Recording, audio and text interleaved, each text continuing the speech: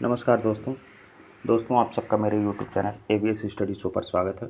दोस्तों हम लोग बिहार पीसीएस की जो परीक्षा आयोजित होने वाली है जिसमें कि नंबर आपसी ठीक ठाक है, उसके लिए हम लोग जो है कि बिहार पीसीएस के पूछे हुए विगत वर्षों के सवालों को देख रहे हैं। तो इस श्रृंखला में जो सबसे पहले हम लोगों ने देखा है वो देखा है प्राचीन इतिहास के सारे सवाल आए हुए हम लोगों ने देख लिया है। अब दिल्ली सल्तनत के भी हम लोग कंप्लीट कर चुके हैं। अब हम लोग आज देखेंगे और कंप्लीट करेंगे मुगल वंश से आए हुए सवाल। इसके बाद आधुनिक भारत को देखेंगे, फिर इसी तरह से राज्य व्यवस्था, फिर इसी तरह से भूगोल, फिर इसी तरह से अर्थव्यवस्था, फिर इसी तरह से बिहार स्पेशल भी। तो इस तरह से हमारा कंप्लीट हो जाएगा। तो चलिए दोस्तों, देर न करते हुए आज के सेशन की शुरुआत करते हैं। आप सबके सामने पहला सवाल है कि भारत में मुगल वंश का संस्थापक कौन था। देखिए ऑप्शन है हुमायूं, औरंगजेब, अकबर और बाबर। तो इसका सही जवाब है दोस्तों बाबर। अब देखते हैं इस प्रश्न की व्याख्या क्या दिया हुआ है। देखिए मुगल वंश का संस्थापक बाबर था। मुगल शासक वास्तव में तुर्की के चगताई नामक शाखा के थे। तो ये दोस्तों जानकारी आपको रखनी है कि मुगल शासक कौन थे दोस्तों। मुगल शासक जो थे ये तुर्की के चगताई नामक शाखा के थे। और इस शाखा का नाम प्रसिद्ध मंगोल नेता, जो मतलब मुगल वंश है, मुगल शासकों का जो है वंश, इस शाखा का नाम जो है वो प्रसिद्ध मंगोल नेता चंगेज खां के द्वितीय पुत्र के नाम पर पड़ा था, जिसके अधिकार में मध्य एशिया तथा तुर्की का देश तुर्किस्तान था। ठीक है, चलिए अब हम लोग देखते हैं दूसरा सवाल। दूसरा सवाल है दोस्तों कि पानीपत के युद्ध में बाबर की जीत का मुख्य कारण क्या था। पहला ऑप्शन है उसकी घुड़सवार सेना, दूसरा ऑप्शन है उसकी सैन्य कुशलता, और तीसरा है दोस्तों कि तुलगमा प्रथा, और चौथा है कि अफगानों का आपसी युद्ध। तो इस सवाल का जो सही जवाब है वो है ऑप्शन बी उसकी सैन्य कुशलता। देखते हैं कैसे, व्याख्या में क्या दिया है। देखिए पानीपत की जो पहली लड़ाई हुई थी दोस्तों, पानीपत की पहली लड़ाई हुई थी, पानीपत का प्रथम युद्ध 21 अप्रैल 1526 ईस्वी को बाबर और इब्राहिम लोदी के बीच हुई थी। तो ये डेट भी याद रखिएगा आप लोग, कई बार पूछ लिया जाता है विथ डेट। तो 21 अप्रैल 1526 ईस्वी को जो है कि बाबर और इब्राहिम लोदी के बीच पानीपत का पहला युद्ध हुआ था, जिसमें अपनी सैन्य कुशलता के बल पर बाबर ने विजय प्राप्त की थी। बाबर की जो विजय हुई थी वो उसकी सैन्य कुशलता के बल पर हुई थी। इसके साथ बहुत ज़्यादा सैनिक नहीं थे, इब्राहिम लोदी की अपेक्षा इसके पास बहुत कम सैनिक थे, लेकिन जितने थे वो कुशल थे, वो टेक्निक से युक्त थे, जिस वजह से जो है कि बाबर यह युद्ध जीतने में सफल होता है।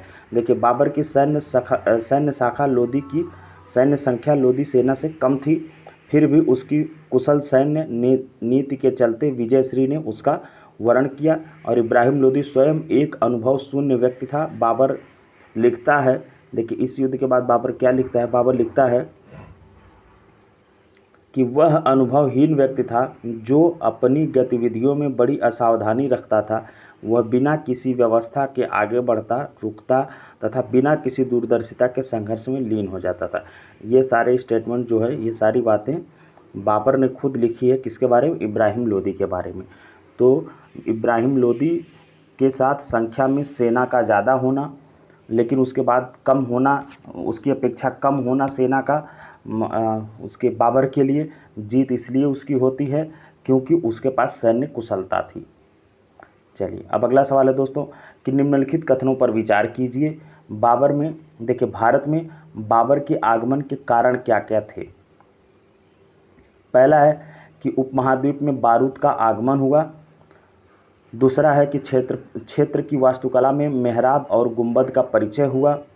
और प्रदेश में, तीसरा विकल्प है कि प्रदेश में तैमुरिड राजवंश की स्थापना हुई। चौथा है कि युद्ध में तोपों की शुरुआत हुई। काफ़ी अच्छा सवाल बना दोस्तों। देखिए 2023 का है, काफ़ी लेटेस्ट है ये, 69वीं बीपीएससी जो आयोजित हुई थी उसका है। तो इसमें पूछा है कि भारत में बाबर के आगमन के कारण क्या क्या हुए। उपमहाद्वीप में बारूद का आगमन हुआ, ये हुआ, या क्षेत्र की वास्तुकला में मेहराब और गुंबद का परिचय हुआ, ये हुआ, या प्रदेश में तुरैमिड राजवंश की स्थापना हुई, या युद्ध में तोपों की शुरुआत हुई, या इनमें से एक से अधिक बातें हुई उसके जो है कि भारत में आगमन के कारण बाबर के।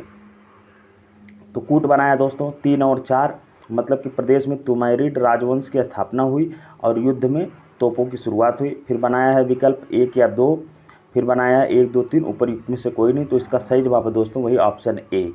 बाबर के भारत में आगमन के कारण ये 2 चीज़ें हुई। क्या क्या हुआ? प्रदेश में तुमैरिड राजवंश की स्थापना हुई और युद्ध में तोपों की शुरुआत हुई। अब देखिए व्याख्या में क्या दिया है, व्याख्या में देखते हैं। देखिए 14वीं और 15वीं शताब्दी में भारत में सैन्य उद्देश्यों के लिए बारूद का उपयोग होने लगा था। यहाँ तक कि तोपखाने भी उसके प्रारंभिक रूप में जाना जाता था।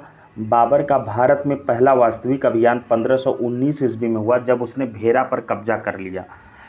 और भारतीय ललित कला में दिल्ली सल्तनत का सबसे बड़ा योगदान सच्चे गुंबदों और मेहराबों सहित इस्लामी वास्तुकला विशेषताओं की शुरुआत और वास्तुकला की भारतीय और इस्लामी शैलियों का एकीकरण था। तिमुरिड या तैमुरिड राजवंश के एक सुन्नी मुस्लिम राजवंश था। तैमुरिड राजवंश के सदस्य फारसी संस्कृति के से काफ़ी प्रभावित थे। उन्होंने इतिहास में जो है कि 2 प्रसिद्ध साम्राज्य स्थापित किए, अर्थात फारस और मध्य एशिया में तिमुरिड साम्राज्य और भारतीय उपमहाद्वीप में मुगल साम्राज्य। तो इस तरह से दोस्तों हम लोगों ने देखा कि बाबर के भारत में आगमन के कारण ये 2 चीज़ें होती हैं। चलिए, तो बाबर से संबंधित आए हुए सवाल जो थे वो कंप्लीट हुए। अब हम लोग देखेंगे हुमायूं और शेरशाह से संबंधित जितने सवाल अब तक बिहार पीसीएस में पूछे गए हैं उनको देखते हैं। उनमें पहला सवाल है दोस्तों कि इनमें से किसने हुमायूं को यह प्रस्ताव दिया था कि यदि उसे बंगाल पर अधिकार करने दिया गया तो वह बिहार को समर्पित कर देगा और 10 लाख दिनार की वास्तविक श्रद्धांजलि अर्पित करेगा।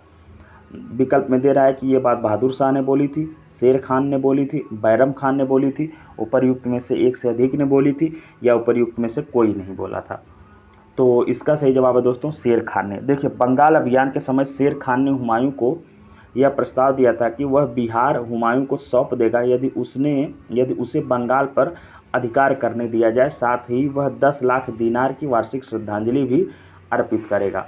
मतलब हुमायूं से शेर खान, जिसे बाद में शेरशाह जो कि शेरशाह सूरी के नाम से प्रसिद्ध होता है, उसने ये बात बोली थी हुमायूं के लिए कि अगर उसे जो है कि आप बंगाल सौंप दे तो वह बिहार आपको सौंप देगा और उसके साथ ही साथ आपको 10 लाख दिनार वार्षिक भी वह देगा। दूसरा सवाल है दोस्तों कि इन शासकों में से किसने अपनी सैन्य टुकड़ियों को 250 एवं 500 की इकाइयों में विभाजित किया था? इन शासकों में से किसने अपनी सैन्य टुकड़ियों को 250 एवं 500 की इकाइयों में विभाजित किया था? ऑप्शन है बहलोल लोदी, सिकंदर शाह, शेर शाह, इस्लाम शाह। तो इसका और दे रहा है कि इनमें से कोई नहीं अथवा इनमें से एक से अधिक। तो यही ऑप्शन ई इनमें सही माना है। देखते हैं क्यों माना है। ये 2018 में बीपीएससी 64th जो हुई थी उसमें पूछा गया था।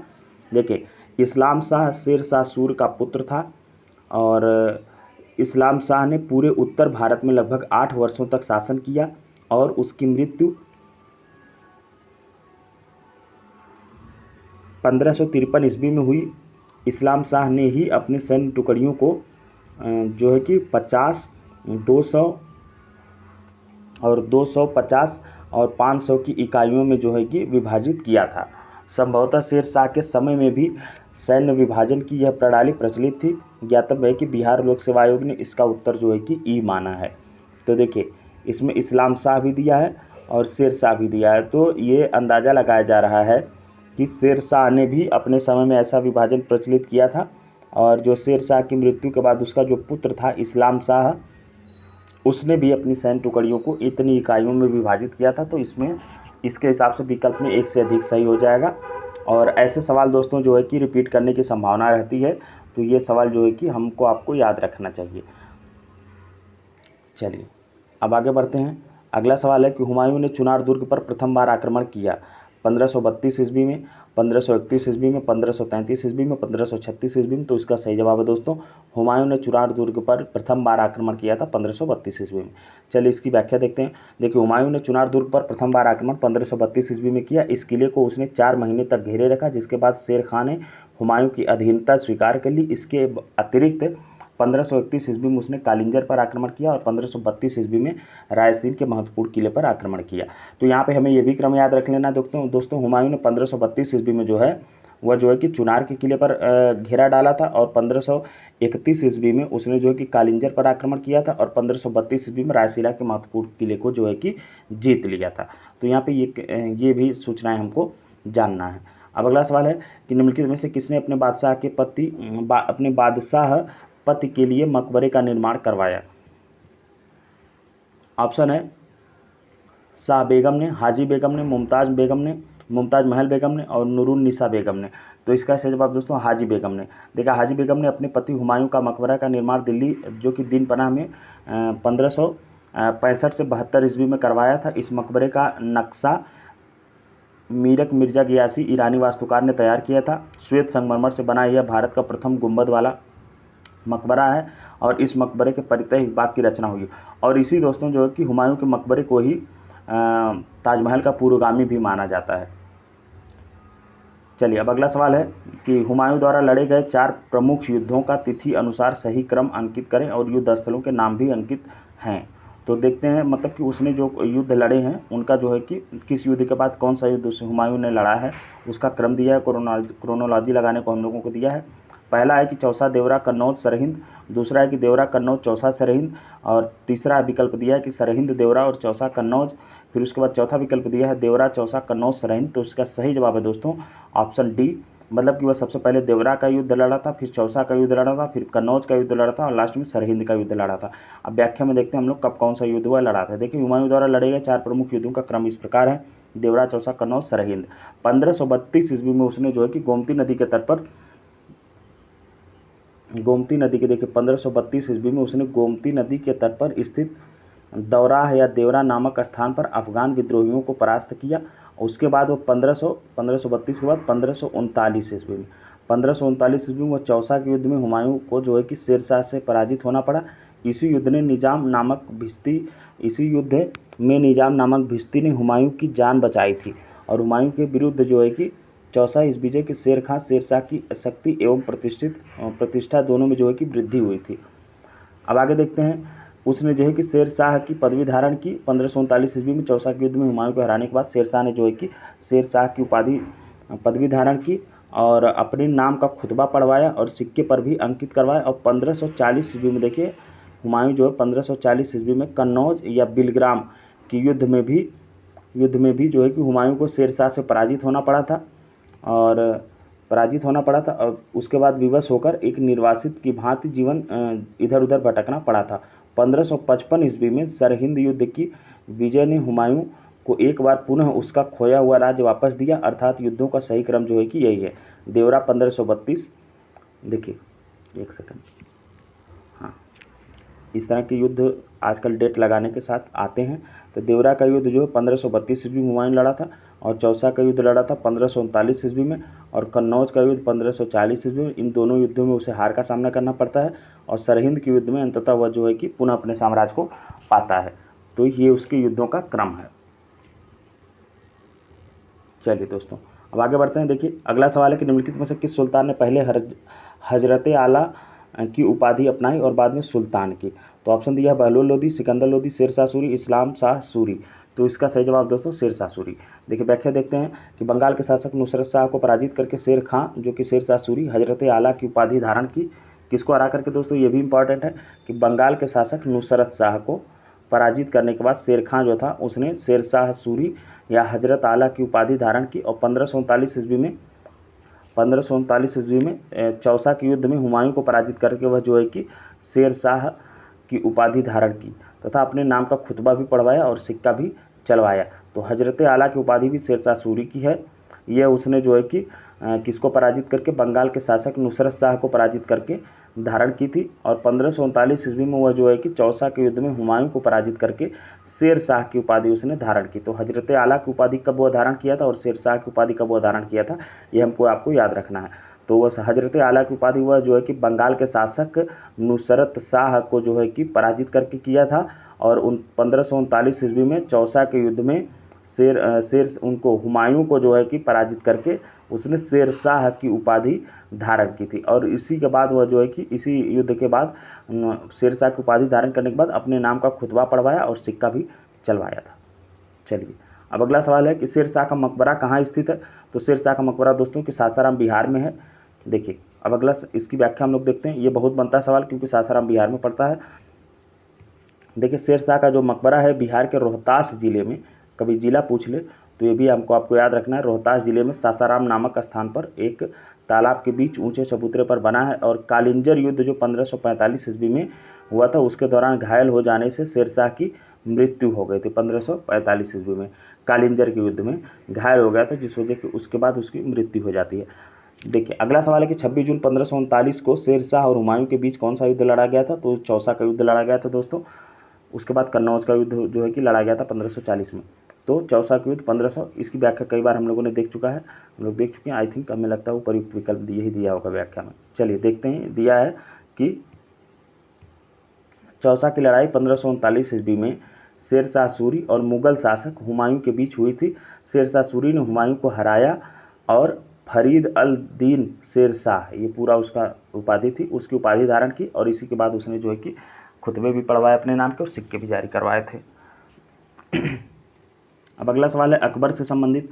देखते हैं कि भारत के एकीकरण के बाद वह मध्य पूर्व और पश्चिमी एशिया को एक करना चाहता था, जो एक विश्व साम्राज्य की स्थापना की ओर महत्वपूर्ण कदम था। आरपी त्रिपाठी ने मुगलकालीन भारत के किस सम्राट के बारे में यह लिखा है।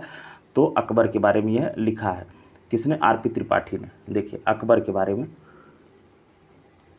एक बार देख लेते हैं कि आरपी त्रिपाठी ने ये स्टेटमेंट क्या दिया है। तो ये पूछा जा सकता है। देखिए आरपी त्रिपाठी जी ने दिया है कि भारत के एकीकरण के बाद यह मध्य पूर्व और पश्चिमी एशिया को एक करना चाहता था, जो एक विश्व साम्राज्य की स्थापना की ओर एक महत्वपूर्ण कदम था। तो आरपी त्रिपाठी जी ने अकबर के बारे में इतना अच्छा स्टेटमेंट जो है कि दिया है। तो ये स्टेटमेंट कभी भी रिपीट कर सकता है। यहाँ पे तो पूछ लिया किस शासक के बारे में, कहीं पे पूछ लेगा कि अकबर के बारे में ये स्टेटमेंट किस विद्वान या किस इतिहासकार ने दिया है। तो आरपी त्रिपाठी का नाम आपको याद रखना है। देखिए आरपी त्रिपाठी मुगलकालीन सम्राट अकबर के बारे में यह लिखते हैं कि भारत के एकीकरण के बाद वह मध्य पूर्व एवं पश्चिम एशिया को एक करना चाहता था, जो विश्व साम्राज्य की स्थापना की ओर एक महत्वपूर्ण कदम था। चलिए अब बढ़ते हैं अगले सवाल की तरफ। अगला सवाल है दोस्तों कि फतेहपुर सीकरी स्थित प्रसिद्ध बुलंद दरवाजा जामा मस्जिद का कौन सा प्रवेश द्वार बनता है। ऑप्शन दिया है कि पश्चिमी, पूर्वी, दक्षिणी, उत्तरी। तो इसका सही जवाब है दक्षिणी। देखिए फतेहपुर सीकरी स्थित प्रसिद्ध बुलंद दरवाजा जामा मस्जिद का दक्षिणी प्रवेश द्वार बनता है। और फतेहपुर सीकरी की जामा मस्जिद का निर्माण मुगल शासक अकबर ने करवाया था। तो काफ़ी अच्छा सवाल है ये दोस्तों। इसको एक बार फिर से हम देखते हैं। देखिए फतेहपुर सीकरी स्थित प्रसिद्ध बुलंद दरवाजा जामा मस्जिद का कौन सा प्रवेश द्वार बनता है। जो बुलंद दरवाजा है वहाँ पे जो जामा मस्जिद है उसका वह कौन सा दरवाजा बनता है। तो यह दक्षिणी दरवाजा बनता है। ये काफ़ी खोजी टाइप का सवाल है। ऐसे सवाल जो है कि रिपीट होने की संभावना रहती है, तो हमको आपको याद रखना है। अब देखिए यही दिया है कि फतेहपुर सीकरी स्थित प्रसिद्ध बुलंद दरवाजा। तो पहले ये हमको याद रखना है कि बुलंद दरवाजा कहाँ है। ये फतेहपुर सीकरी में है। वहाँ पर जो कि बुलंद दरवाजा जामा मस्जिद का दक्षिणी प्रवेश द्वार माना जाता है। वहाँ पर जो जामा मस्जिद है यह दरवाज़ा जो है उसका दक्षिणी द्वार माना जो है कि बनता है। फतेहपुर सीकरी की जामा मस्जिद का निर्माण मुगल शासक जो यहाँ पर फतेहपुर सीकरी में जो जामा मस्जिद है इसका निर्माण जो है कि मुगल शासक अकबर ने करवाया था।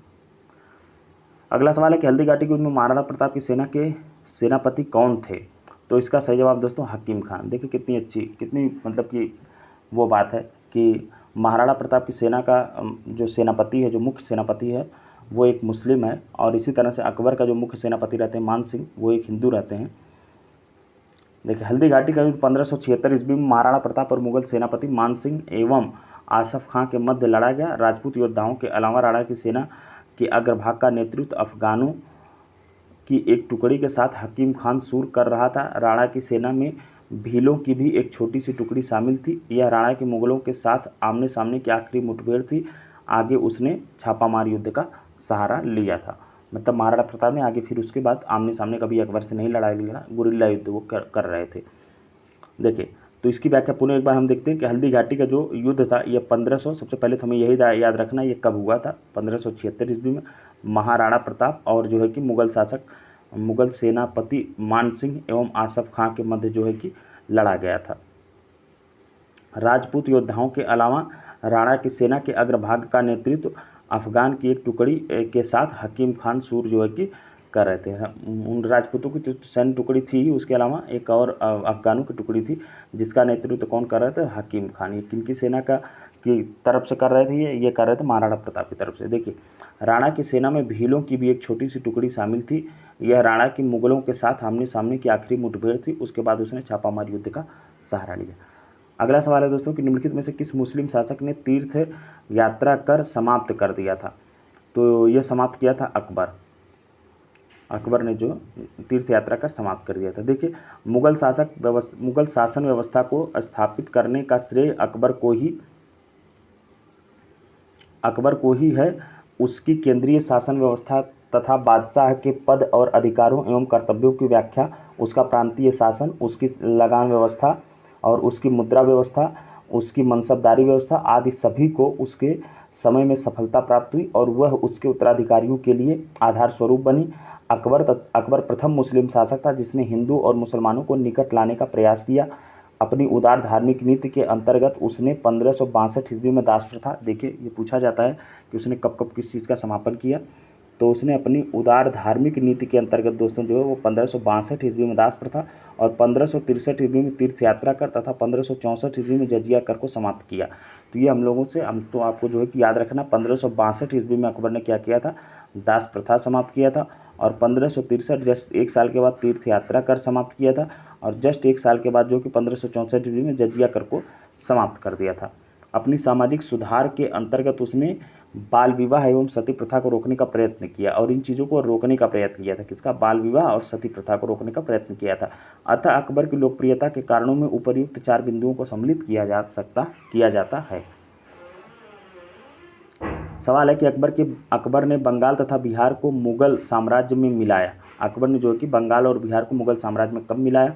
ऑप्शन है 1590, 1575, 1576, 1572। तो इसका सही जवाब है दोस्तों 1576। अब देखते हैं इसकी व्याख्या। ये भी काफ़ी अच्छा सवाल है, बिहार के संदर्भ में है। देखिए, उस समय बिहार जो है कि बंगाल के साथ ही था। देखिए, 1572 ईस्वी में सुलेमान की मृत्यु के बाद उसका पुत्र दाऊद खां गद्दी पर बैठा। दाऊद खां ने अपने को स्वतंत्र घोषित कर पटना के मुगल किले पर आक्रमण किया और अकबर ने मुनीम खां को दाऊद पर आक्रमण करने तथा बिहार को जीतने का आदेश दिया। मुनीम खां ने दाऊद को एक युद्ध में पराजित किया तथा 1574 ईस्वी में बिहार पर मुगलों का आधिपत्य हो गया। तो यही 1574। पराजित होने के बाद दाऊद बंगाल भाग गया, किंतु 12 मार्च 1576 को टोडरमल मुजफ्फर खां एवं हुसैन कुली खां ने मिलकर दाऊद को पूर्णतः पराजित किया। 1576 ईस्वी में किन किन लोगों ने जो है कि उसको दाऊद खां को पूर्णतः पराजित किया? मिलकर टोडरमल मुजफ्फर खां एवं हुसैन कुली खां ने मिलकर दाऊद को पूर्णतः पराजित किया। इस प्रकार 1576 ईस्वी में बंगाल तथा बिहार को पूर्ण रूप से जो है कि 1576 ईस्वी में बंगाल तथा बिहार को पूर्ण रूप से मुगल साम्राज्य में मिला लिया गया। वैसे तो 1574 ईस्वी में ही बिहार पर मुगलों का आधिपत्य स्थापित हो गया था, लेकिन पूर्ण रूप से 1576 ईस्वी में, जब जो है कि दाऊद खां को टोडरमल और मुजफ्फर खां और हुसैन कुली खां ने मिल करके जो है कि उसे पूर्णतः पराजित कर दिया। अब अगला सवाल है दोस्तों कि जब्ती प्रणाली, एक सेकंड, जब्ती प्रणाली किसकी उपज थी? गयासुद्दीन तुगलक, सिकंदर लोदी, शेर शाह, अकबर।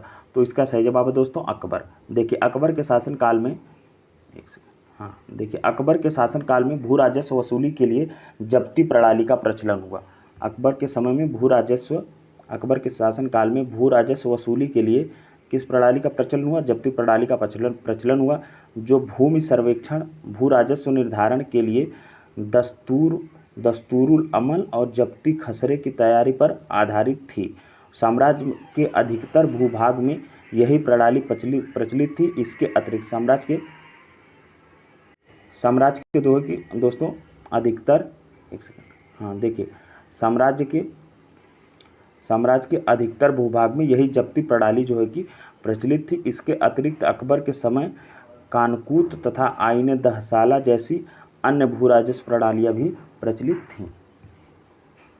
अब अगला सवाल है कि यह कथन किसका है कि अकबर के शासन में इलाहाबाद में 40 स्तंभ युक्त मंजिल के निर्माण में 5000 से 20,000 लोगों ने 40 साल तक काम किया था? पूछ रहा है कि यह कथन किसका है कि अकबर के शासनकाल में इलाहाबाद में 40 स्तंभ युक्त मंजिल के निर्माण में 5,000 से 20,000 लोगों ने 40 साल तक काम किया था। ये कथन मनुची का है या टैवर्नियर का है या विलियम फिंच का है या अब्दुल हामिद लाहौरी का है या उपर्युक्त में से कोई नहीं अथवा एक से अधिक। तो ये स्टेटमेंट है दोस्तों विलियम फिंच का। देखिए विलियम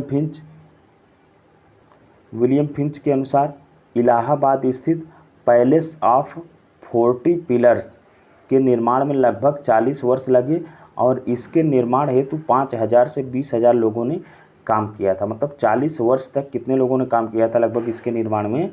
पैलेस ऑफ 40 पिलर्स के निर्माण में 5,000 से 20,000 लोगों ने 40 साल तक काम किया था, तब जा करके इस इमारत की निर्माण हुई थी।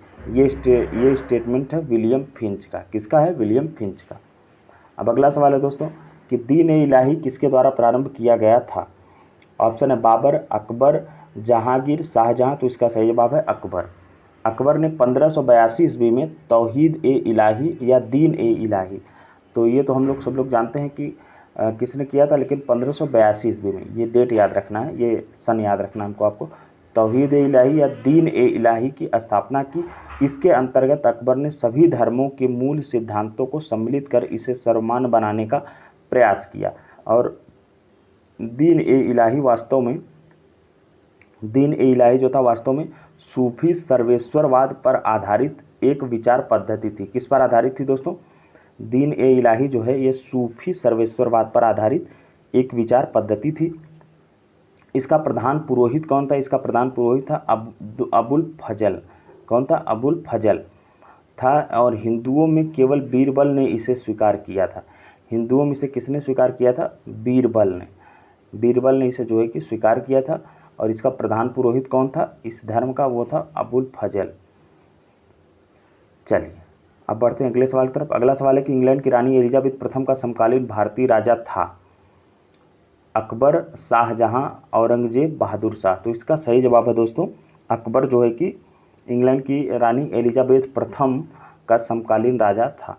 देखिए इंग्लैंड की रानी एलिजाबेथ प्रथम का समकालीन भारतीय राजा अकबर था। ध्यातव्य कि दिसंबर 1600 ईस्वी में ईस्ट इंडिया कंपनी की स्थापना के समय इंग्लैंड की रानी एलिजाबेथ प्रथम थी और भारत में उस समय अकबर जो कि 1556 से 1605 ईस्वी तक शासन करता है का शासन था। एलिजाबेथ प्रथम का शासनकाल 1558 से लेकर के 1603 ईस्वी तक था। तो इस तरह से एलिजाबेथ के समकालीन भारत में जो राजा था एलिजाबेथ प्रथम का वो था अकबर। तो अकबर से संबंधित सवाल जितने थे दोस्तों वो कंप्लीट हुए। अब जो है कि हम लोग देखेंगे जहांगीर से आए हुए सवाल। देखिए किस मुगल शासक के समय में सर थॉमस रो भारत आया था? ऑप्शन है बाबर, अकबर, जहांगीर, शाहजहां। तो इसका सही जवाब है दोस्तों जहांगीर। देखिए विलियम हॉकिंस जो है ये 1608 से लेकर के 1611 ईस्वी के बीच जहांगीर के दरबार में ईस्ट इंडिया कंपनी द्वारा भेजा जाने वाला प्रथम अंग्रेज राजदूत था। जहांगीर के दरबार में ईस्ट इंडिया कंपनी द्वारा भेजा जाने वाला प्रथम अंग्रेज राजदूत था और ईस्ट इंडिया कंपनी के प्रतिनिधि के रूप में मुगल दरबार में उपस्थित होने वाला वह पहला अंग्रेज था।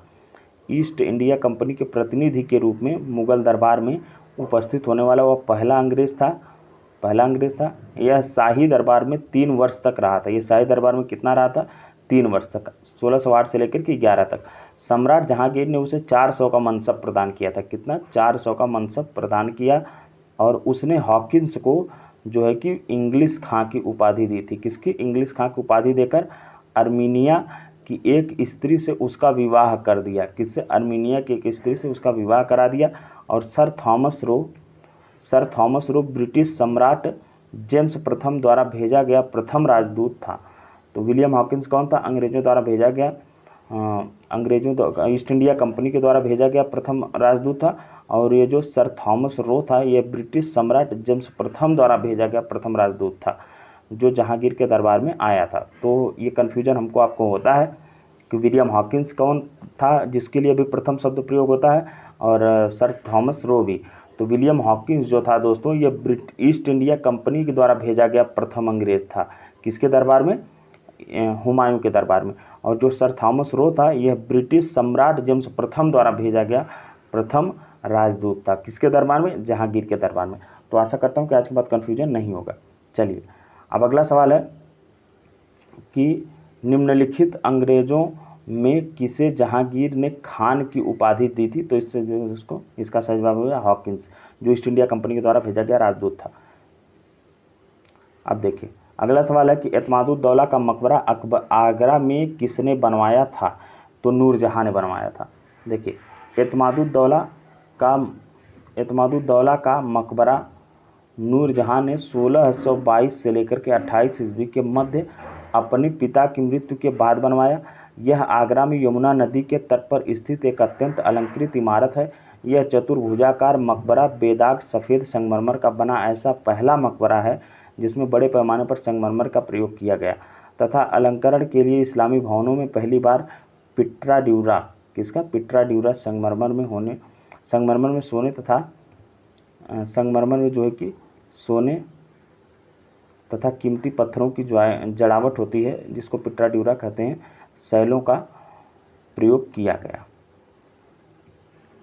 अगला सवाल है कि प्राचीनकारी मतलब पिट्राड्यूरा निम्न में से किससे संबंधित है? दीवाने अर्थ कीमती पत्थर जड़कर फूलों की नक्काशी, दीवारों में जो है कि अर्धकीमती पत्थर जड़कर फूलों की नक्काशी करना, मीनारों में टेढ़ी दीवार बनाना और संरचना में मेहराब का इस्तेमाल करना, इमारतों में मार्बल का प्रयोग करना। तो इसका सही जवाब दोस्तों दीवारों में अर्धकीमती पत्थर जड़कर फूलों की नक्काशी करना। देखिए पच्चीकारी या प्राचीनकारी या जिसको पिट्राड्यूरा कहते हैं, दीवारों में अर्धकीमती पत्थर जड़कर फूलों की नक्काशी करने से संबंधित है। ध्यातव्य है कि भारत में पिट्राड्यूरा नाम का जो जड़ाऊ कार्य है सर्वप्रथम एतमादुद्दौला के मकबरे में किया गया था।